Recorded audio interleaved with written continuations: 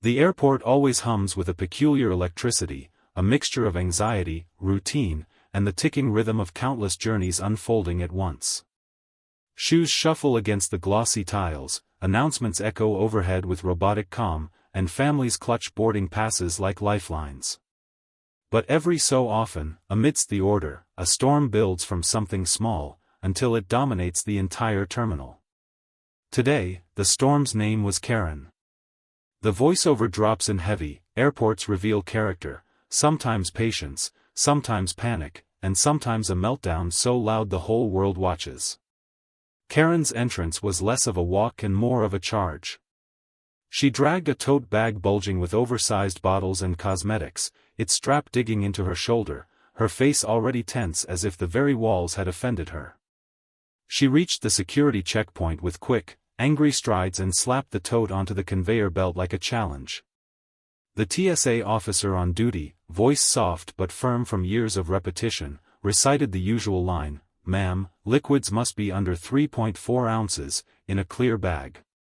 He pointed toward the glowing sign above the scanner, neon bright, impossible to miss. Karen laughed bitterly, not because she was amused, but because disbelief had hardened into hostility. "This is ridiculous. Every time I fly, you people invent new rules.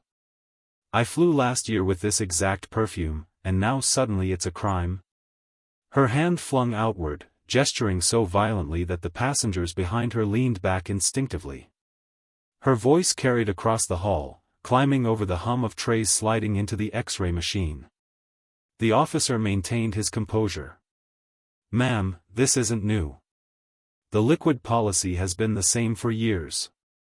His palm remained raised in a calming motion, a universal attempt to dial down the volume. But Karen was already climbing higher, her hand slicing the air, her tone turning shrill. "Don't patronize me. You're just trying to take my things. You want to steal from travelers and throw our property away. Well, not today. Not my things. Not my rights." Phones began to rise from pockets like sunflowers seeking light. A teenager nudged his friend, whispering, "This is gonna go viral." A father pulled his son closer, shielding him from the sharpness of the shouts. The sterile white walls of the checkpoint magnified every sound, each gesture echoed twice as loud in the claustrophobic space. Karen's perfume bottle glittered in the tray like contraband gold, the crystal heart-shaped design catching the fluorescent glare. The supervisor approached, voice cautious but controlled. "Ma'am, we can provide a mailer so you can ship it home, or you may check a bag. Those are the options." She held up the cardboard envelope like an olive branch. Karen snatched it, waved it mockingly, then dropped it onto the floor. "You think this pathetic box can replace my property? You think I'll pay extra because you want to scam me? Absolutely not." She slammed her palm on the table, rattling the other confiscated items, half-finished water bottles, a jar of jam, forgotten scissors. The first police officer arrived, drawn by the rising volume. His demeanor was calm but purposeful, his eyes scanning the scene. He approached with both palms out, a practiced motion. "Ma'am, I need you to lower your voice. Let's resolve this without disturbing other passengers." But the request poured gasoline onto the fire. Karen whirled toward him, finger jabbing like a weapon. "Lower my voice? You want me to be quiet so you can bully me in silence? Absolutely not. Everyone here is going to hear what you're doing." She spun to the crowd, raising her phone to live stream, her voice booming. "Look at this. Look at how they treat honest women at the airport.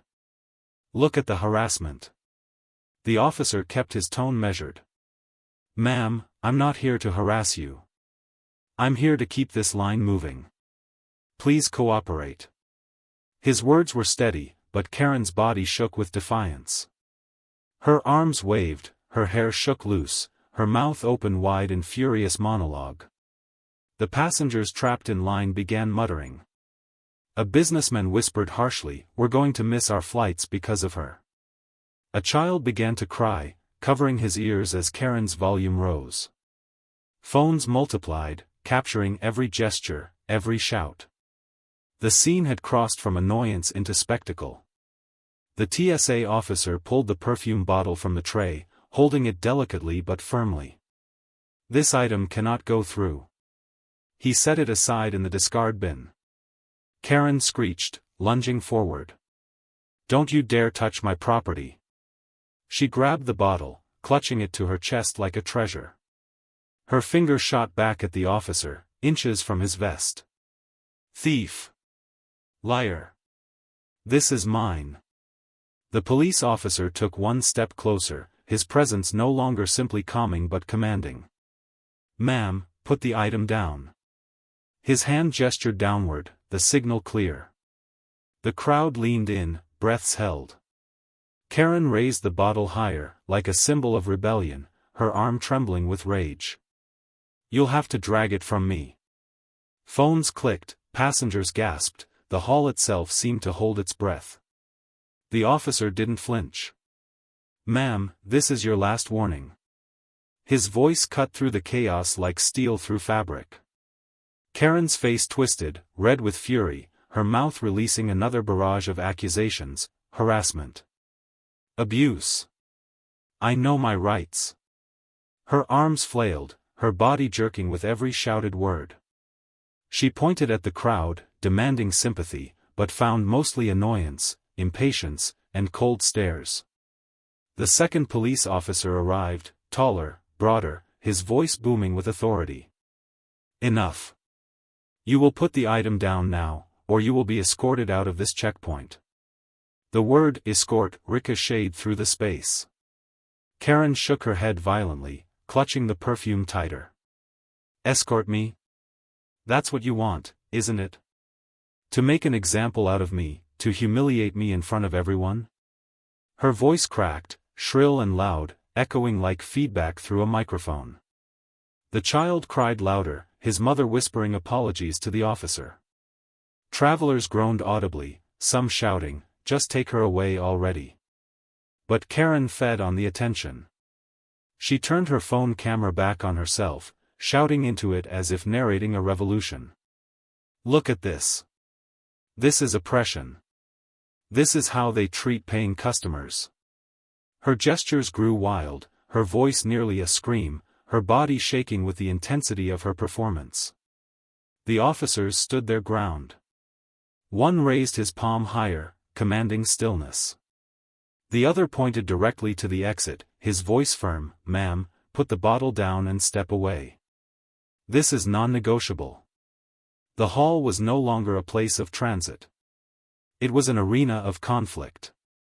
And Karen, locked in defiance, was not ready to leave the stage.